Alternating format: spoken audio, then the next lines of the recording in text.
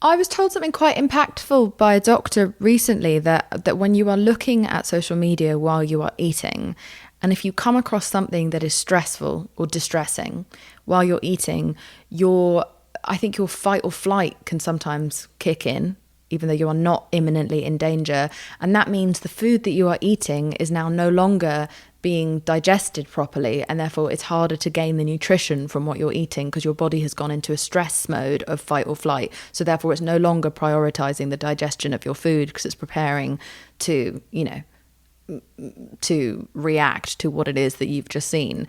That completely, if that's true, I mean, that's one doctor who's told me that, who I think is very intelligent, but that completely shifted the way that I approached my environment. I stopped even watching movies that could be stressful while I was eating. I took food away from the television, back to the table, and now I do not look at anything or even have stressful conversations while I'm eating. I've turned it into a very thoughtful practice to actually make sure otherwise what's the point other than the fact that it's tasty if I'm not getting the nutrition that I need?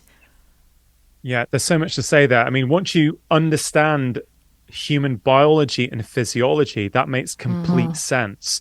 So if we think about the stress response in the body, it has one real goal, which is to keep us safe, right? So, it's a bit of a cliche, but a million years ago, if a wild predator was approaching our camp and we saw it, our stress response would kick into gear. All kinds of things would happen, including digestion getting shut down, because digestion at that point is not essential to survival.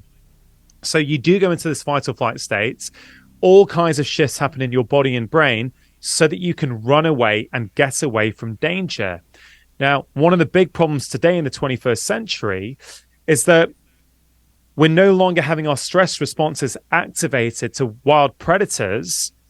We're having it activated by our social media feeds, by the state of our lives, by our email inboxes, by our never-ending to-do lists. And here's the point that people don't realize, is that to your body, whether it's a physical threat or a psychological threat, your body largely reacts in exactly the same way.